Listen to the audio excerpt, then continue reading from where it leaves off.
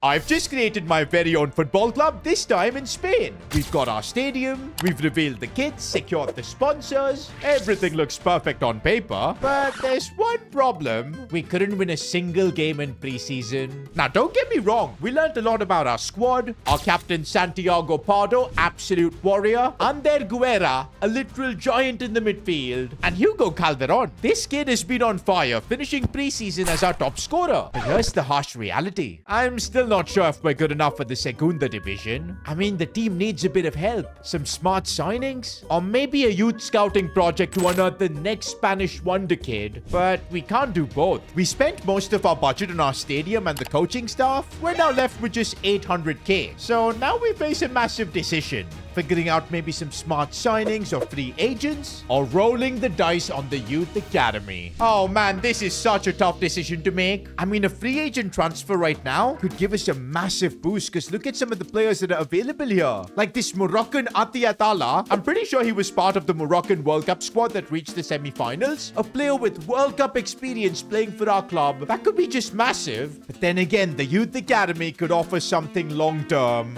And the majority of the comments were saying, trust the academy. Because you guys know in the past, it's produced some cult heroes for us. And I think we're doing it, boys. We're trusting the academy. Oh, but we don't have a youth scout. Okay, that changes everything. Oh my days, we can only afford a one-star scout. What a joke. Bro, this one-star scout is just gonna get us like semi-pro footballers? Nah, man, this is not the way. We've got to figure out a way to hire a better scout. Okay, wait a minute. Our academy already has a bunch of players. And isn't that a name that seems familiar? Presa? Wait, he looks like him as well. Cisco Presa, right winger, 71 and 94 potential, 15 years old. I think he's the son of one of our cult heroes, Javier Presa. If you remember, you remember. And looks like the legacy continues. We've got him in our academy. And honestly, guys, I didn't put him in here. This was just the game randomly putting a player named Presa into our academy. Even EA wants the Presa legacy to continue. And honestly, this kid looks like he's got a lot of talent, already decent in dribbling compared to his other stats. We will focus on training him quite a bit, but for now, he's just a wonder kid in our academy, 15 years old. In fact, we do have quite a few more decent players like this Austrian Rene Blindhammer. Are you blind? You can't see me. Okay, no, it's Bindhammer. Why did I call him blind?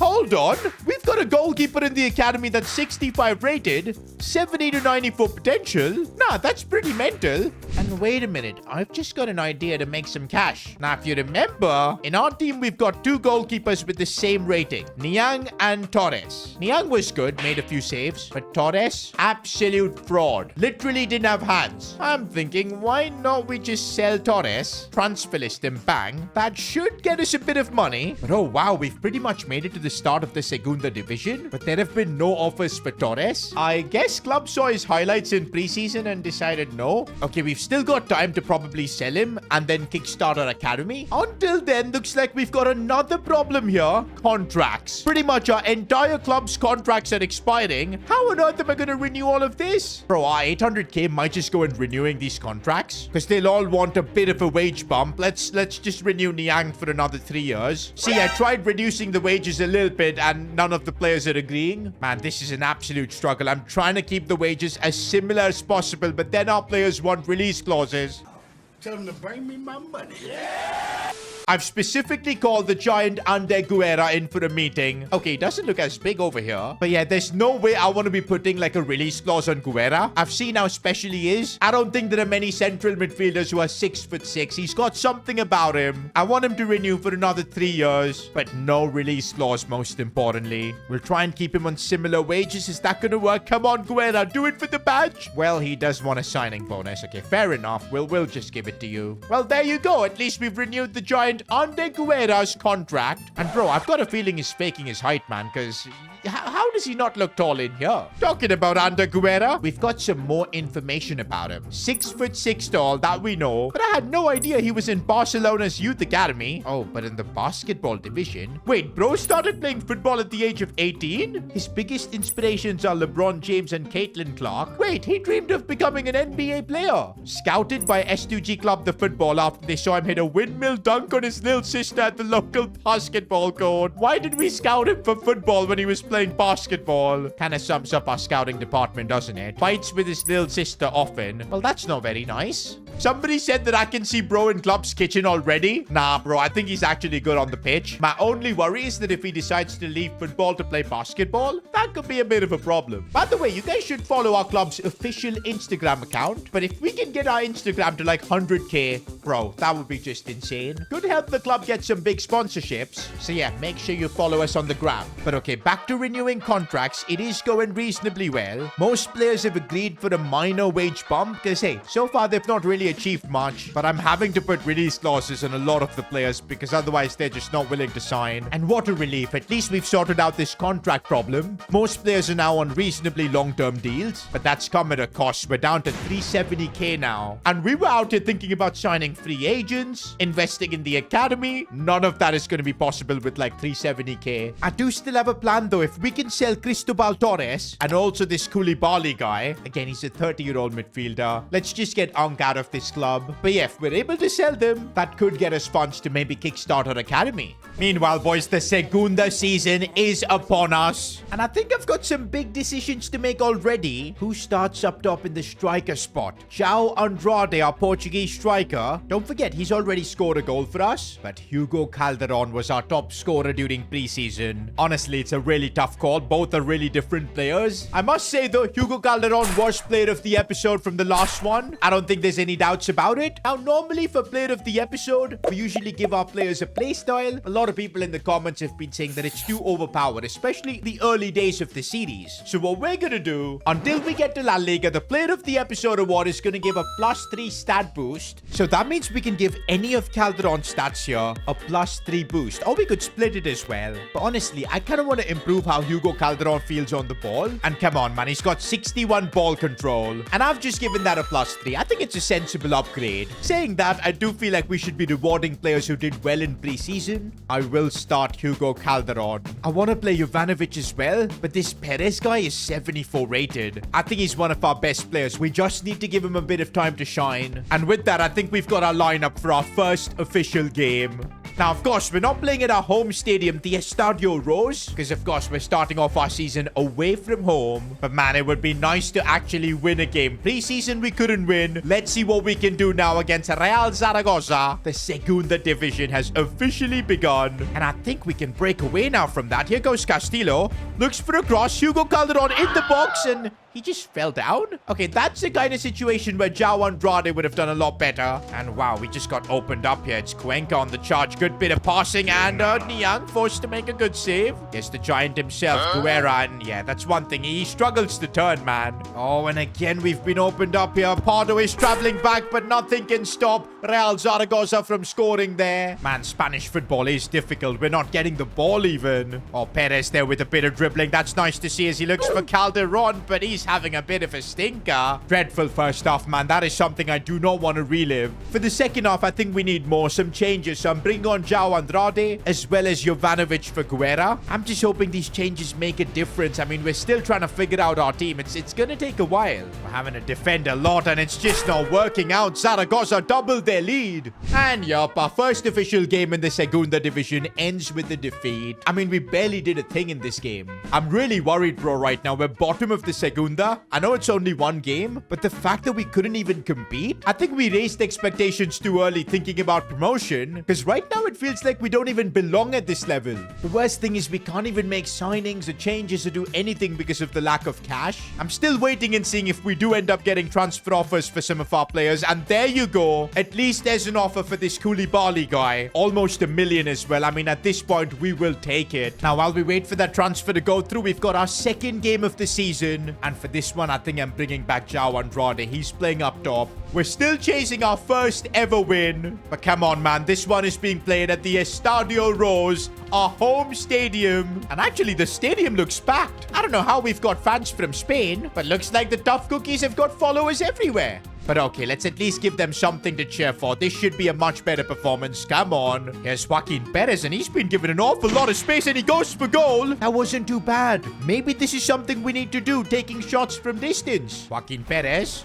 Couple of nice touches as he runs away from his man. Let's go. This could lead to something here. Still Joaquin Perez looking for a pass inside. João Andrade, what a chance, but he's put it wide. Come on, the Portuguese striker should have done better. Do you know what? Positives. At least we're creating chances here. Maybe the home crowd is spurring us on. Do you know what? We need more from our wingers, man. They're the most experienced players we've got. Here's Soria looking to create something here. Checks in and out. Left-footed shot. Good save from the keeper. Ander Guerra here in space. How good are his long shots? And oh my days, what?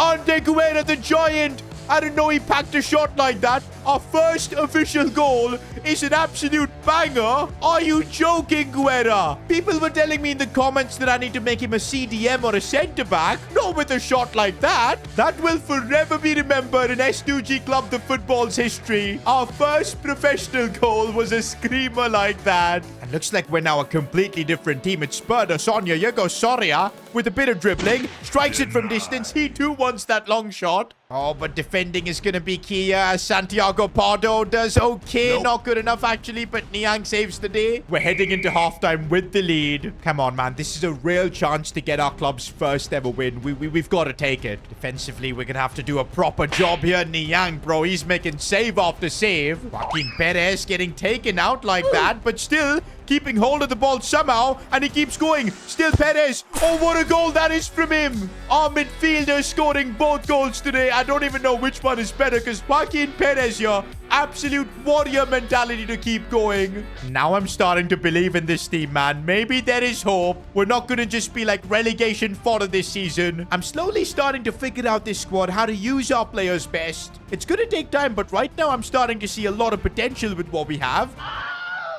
Oh, defensively, though, there's a lot of work we need, because I think that's going to be a red card. It is a red card. Well, we can't have everything. Now, for the next 13 minutes, we're going to have to defend like our lives depend on it. We just cleared that one off the line. I thought this game was done and dusted, but turns out, nope, we're going to have to fight for every ball. But actually, they've left us a bit open here. João Andrade could have sealed this game. But we're trying something with the cross. Soria with the bicycle kick. Could you imagine if that would have gone in? And full time, man, we've managed to hold on. What a performance. The first official win in S2G Club the Football's history. That result has definitely made me feel a lot better and confident about the season ahead. There's clearly talent in our squad. Meanwhile, look at that. We've just sold the Unk. Goodbye, Koulibaly. I mean, I don't have any harsh words to say about him or anything. He was okay, but we need the cash. And that's really good, bro. It puts us up to 1.2 million. That should be good enough to at least hire a 3-star scout. That's way better than a 1-star scout who would have brought us like plumbers and gardeners. If only we could sell Cristobal Torres as well, because he's worth like $1 million too. That would actually put us in an extremely good spot. I mean, instead we're getting offers for Hugo Calderon. Absolutely not. I have no intention of selling him. But yeah, we're almost at the January transfer window. Of course, we're not intending to make any signings, but I just want to sell that goalkeeper, because maybe then I can hire like a 4-star scout, get our youth academy underway. Do you know what? If we want to make instant improvements to our squad,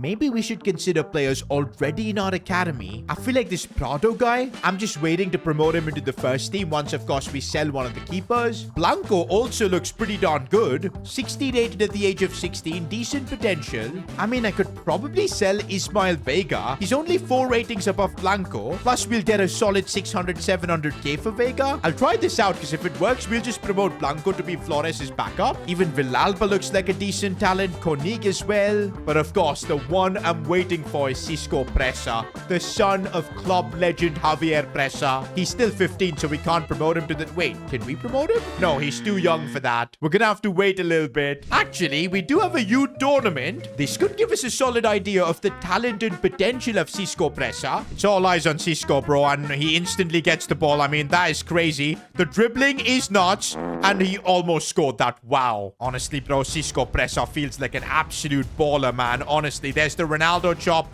looking to score, and makes it look so easy, except the finish. That's something he needs to learn, I guess, from his father. Everything I've seen so far of Cisco, he feels like he can play easily in our first team. The dribbling itself, and there he gets his goal. Bro, Cisco's dribbling is insane, and he gets another goal. How did this Villalba guy steal the Man of the Match award? Presa literally scored both goals. But anyways, bro, our academy is showing a lot of promise. And I'm actually really excited to scout newer players as well. But yeah, I just need to sell a couple more players to fund this. Meanwhile, we've got another Segunda Division game. And Almeida is suspended. I guess we're going to have to play Nadir Hassan. He's only 63 rated, man. That's a problem. Also, this game, I think I'll give Hugo Calderon a chance. That's one thing I think we're going to struggle with this season. A couple of injuries, suspensions and whatnot. We're going to barely have a competitive squad. That's why I want to start my youth academy so we can scout some bigger talents. But anyways, for now, the focus is to get win number 2 in the Segunda. Is Gil our CDM? That's calm and composed passing from him. Really nice to see. As Guerra finds Brito,